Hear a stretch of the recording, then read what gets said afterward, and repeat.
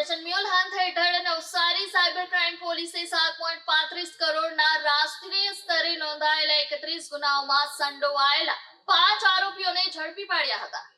ભારત સરકારના cyber crime coordination સેન્ટરમાંથી મળેલા મ્યુલ બેંક એકાઉન્ટમાં નવસારીની ઇન્ડસલેન્ડ બેંકનું મ્યુલ બેંક એકાઉન્ટ શોધી આરોપીઓ સુધી પહોંચી પોલીસે નવસારીમાં રહેતા અને મ્યુલ બેંક એકાઉન્ટ ધારક રાહુલ કુમાવતની ધરપકડ કરી.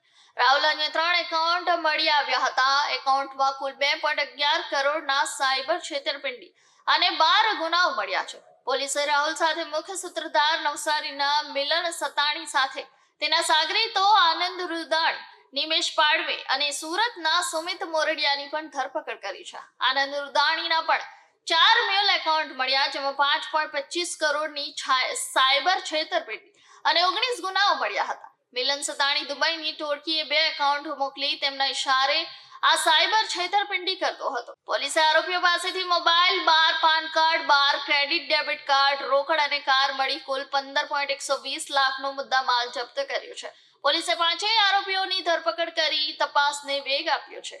આપણા ગુજરાત રાજ્યના માન્ય નાયબ મુખ્યમંત્રી શ્રી હર્ષ સંઘવી સાહેબ તરફથી 2 દિવસ પહેલા જ આ તમામ રાજ્યમાં ફેલાયેલા મ્યુલ એકાઉન્ટને શોધી કાઢવા માટે ઓપરેશન મ્યુલ હન્ટનું લોન્ચ કરવામાં આવ્યું હતું, જે અંતર્ગત દરેક જિલ્લાઓની અંદર આવા જેટલા એકાઉન્ટ છે એ એકાઉન્ટની માહિતી એકઠી કરી અને એના ઉપર કાર્યવાહી કરવા બાબતની વાત કરવામાં આવી હતી. જે અંતર્ગત માન્ય ડીજીપી સાહેબ અને સુરત રેન્જના વડા આઈજીપી સાહેબના માર્ગદર્શનમાં નવસારી જિલ્લાની સાયબર ટીમ એક્ટિવ થઈ હતી અને નવસારી જિલ્લા ખાતે એક મ્યુલ એકાઉન્ટ આઈડેન્ટિફાય કરી જેના એકાઉન્ટ હોલ્ડર છે રાહુલ કુમાવત નામના એક એકાઉન્ટ હોલ્ડરને આઈડેન્ટિફાય કર્યો હતો, જેમને પોતાના બિઝનેસ કરવાના ભાગરૂપે ઇન્ડસ બેંકની અંદર કરંટ એકાઉન્ટ ખોલાવ્યું હતું અને આ એકાઉન્ટનો એમના આગળના વ્યક્તિઓને આપી અને સાયબર ફ્રોડના પૈસા એમાં આવતા હતા. આ એકાઉન્ટ ખોલાવનાર, આ એકાઉન્ટ જેને એમને હેન્ડઓવર કર્યું હતું એ અને તેની આગળથી કોને આમને એકાઉન્ટ ખોલાવવાનો હુકમ આપ્યો હતો તેવા આરોપીઓની શોધખોળ કરતા આમાં અત્યારે હાલ કુલ 5 આરોપીઓની આઈડેન્ટિફાય કરી અને ધરપકડ કરવામાં આવેલી છે, જેમાં નવસારી ખાતેના 3 આરોપી રાહુલ કુમાવત, નિમેશ પાડવે અને આનંદ રૂડાણી કરીને છે.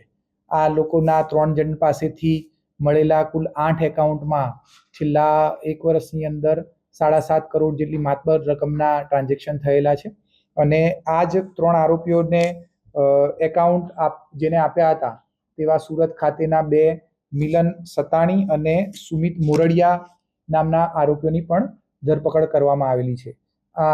મિલનની જ્યારે ધરપકડ કરવામાં આવી ત્યારે એમની પાસેથી 12 જેટલા ડેબિટ કાર્ડ, 12 જેટલા પેન કાર્ડ, 7 મોબાઈલ અને 4,32,000 જેટલી રોકડ રકમ કબજે કરવામાં આવેલી છે.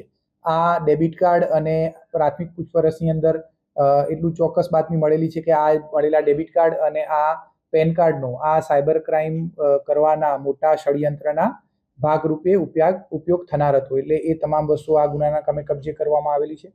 આ ઉપરાંત એમના મોબાઈલની અંદરથી અત્યારે હાલ ઇન્વેસ્ટિગેશન ચાલી રહ્યું છે, જેની અંદરથી એમને હજી બીજા કેટલા લોકો સાથે જોડાયેલા છે.